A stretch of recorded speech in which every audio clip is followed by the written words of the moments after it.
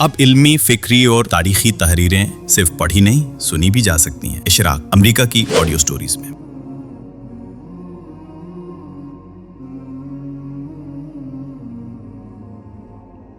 حیات امین، سوانح مولانا امین احسن اصلاحی، قسط نمبر 31۔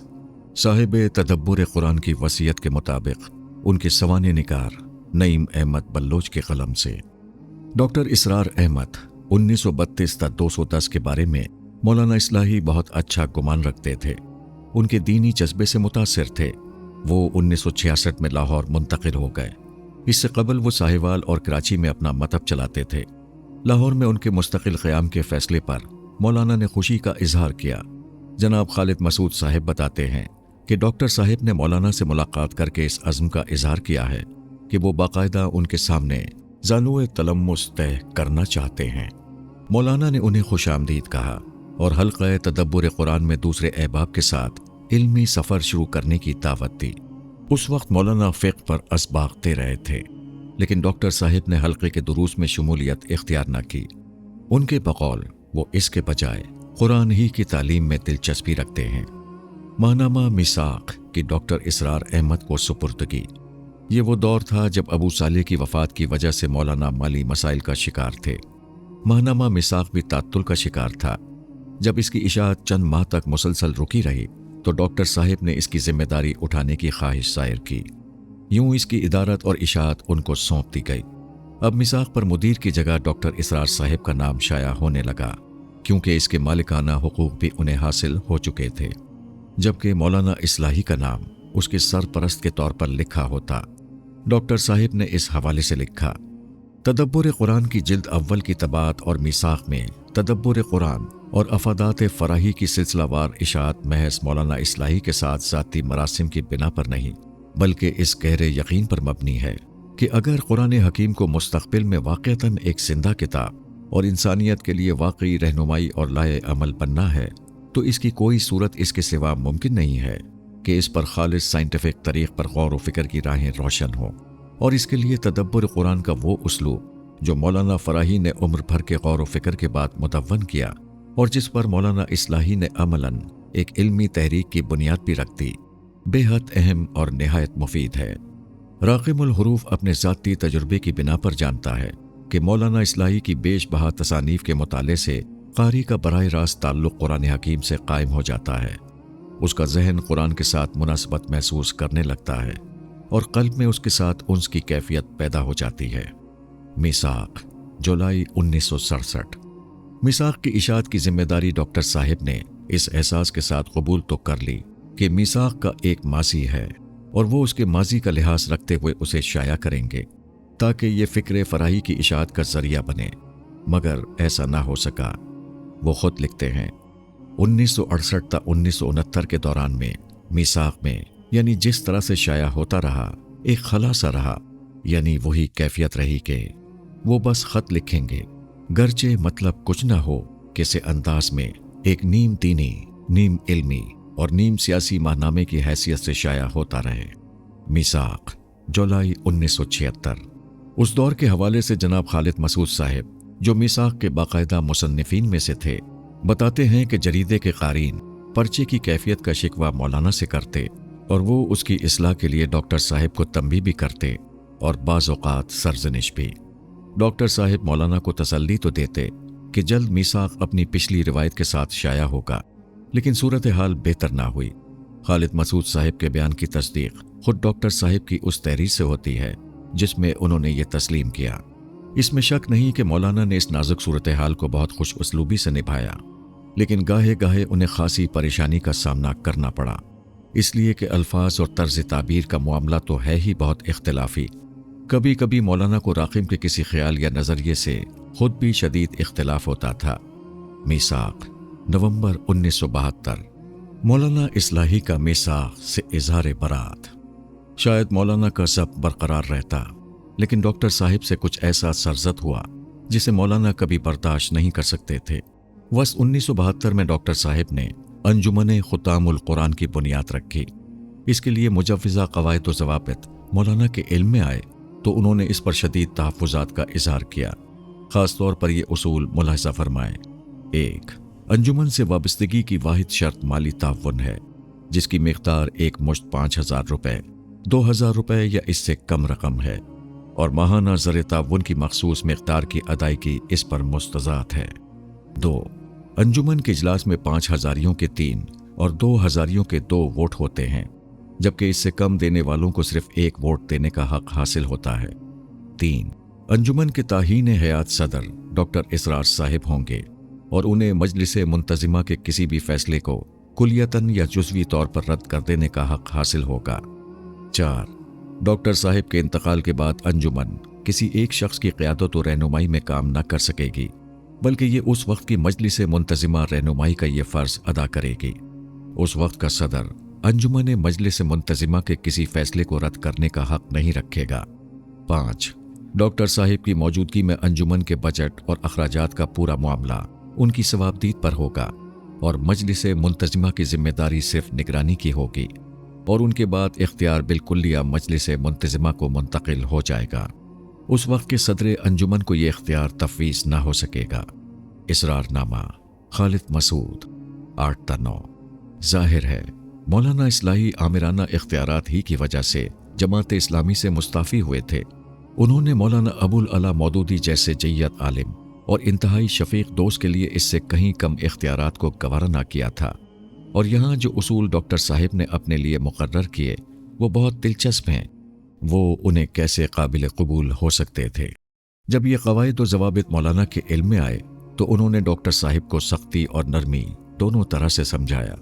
अपनी ख़ास तबीयत के मुताबिक ये तबसरा भी फरमाया कि अजीज़म, अगर आप इस अंजुमन का नाम doctor Israr Ahmad and company रखते तो मुझे कोई एतराज़ ना होता, लेकिन दीनी काम के लिए किसी भी इज्तिमाइयत को कायम करने के लिए शरीयत की पासदारी ज़रूरी है।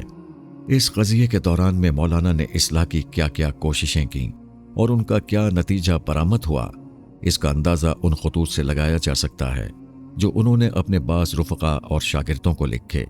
डॉक्टर अब्दुल लतीफ़ खान, जो मौलाना के मालिश थे, के नाम 17 सितंबर 1972 को लिखा। ये ख़त मुलाहिज़ा हो।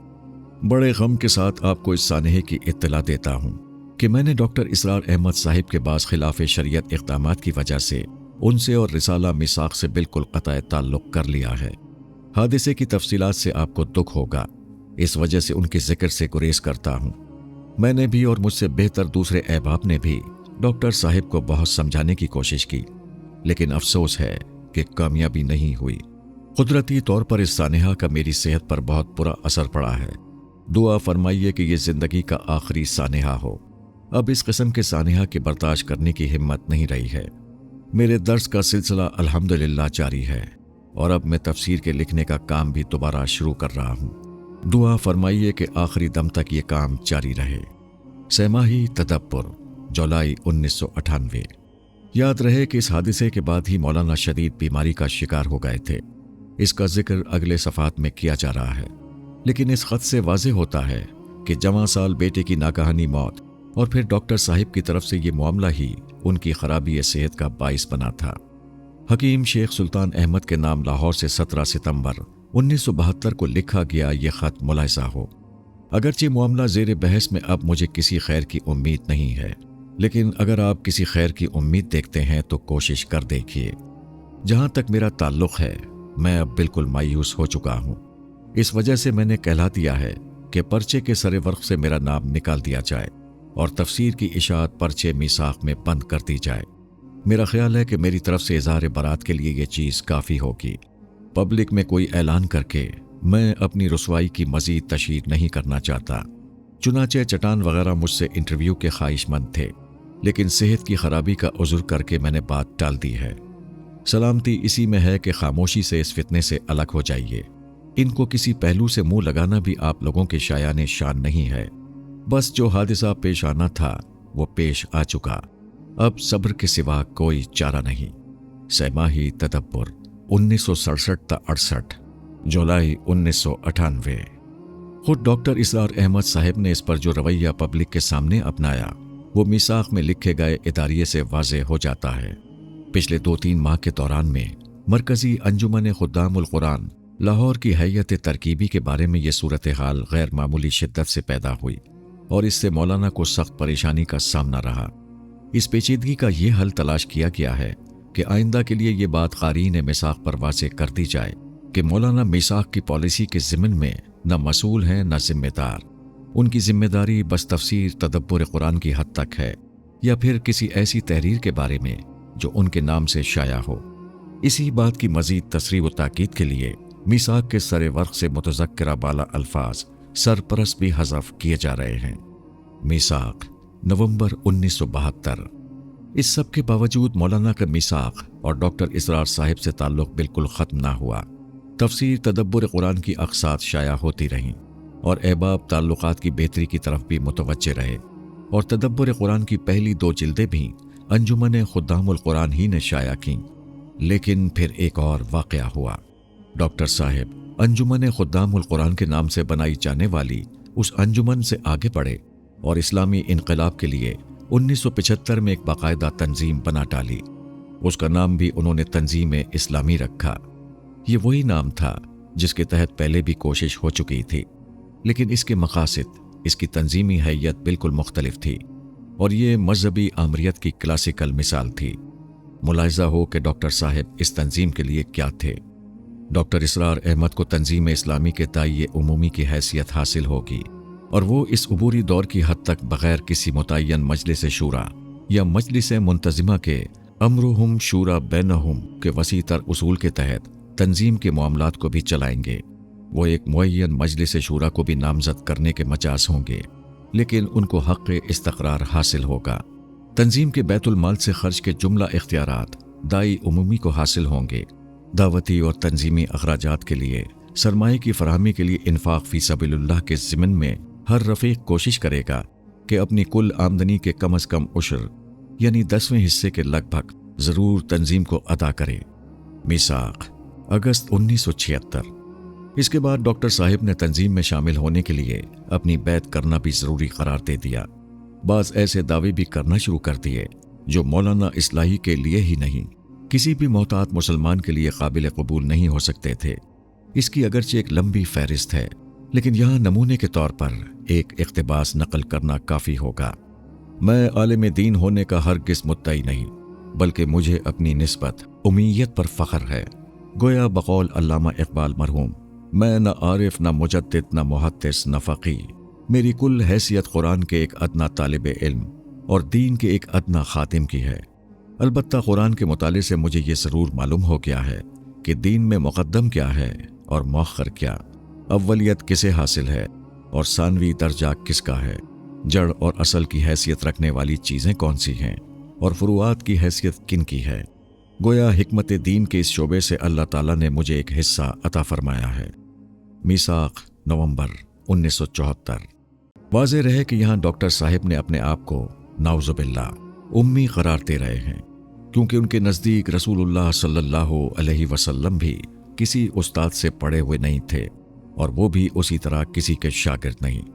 ایسی ہی بہت ساری غلطیوں پر انہوں نے لکھ کر ایک معافی نامہ بھی مولانا اصلاحی کو بھجوایا۔ اس کا تذکرہ کرتے ہوئے جناب خالد مسعود صاحب لکھتے ہیں، مولانا اصلاحی کے ایک شاگرد نے ماہنامہ شمس الاسلام بھیرا ضلع سرگودا میں آڑے ہاتھوں لیا اور ان کی بعض غلط بیانیوں کو بے نقاب کیا۔ اس کے نتیجے میں ڈاکٹر صاحب نے مولانا اصلاحی کو ایک معافی نامہ لکھا جو مولانا نے قبول نہ کیا۔ اصرار نامہ خالد مسعود 20۔ مولانا کی اس شدید ناپسندیدگی اور دل گرفتگی کے باوجود میثاق میں تدبر قرآن کی اشاعت جاری رہی، مگر جس واقعے نے اس سلسلے کو منقطع کر دیا اس کا اظہار بھی خود ڈاکٹر اسرار احمد صاحب سے ہوا۔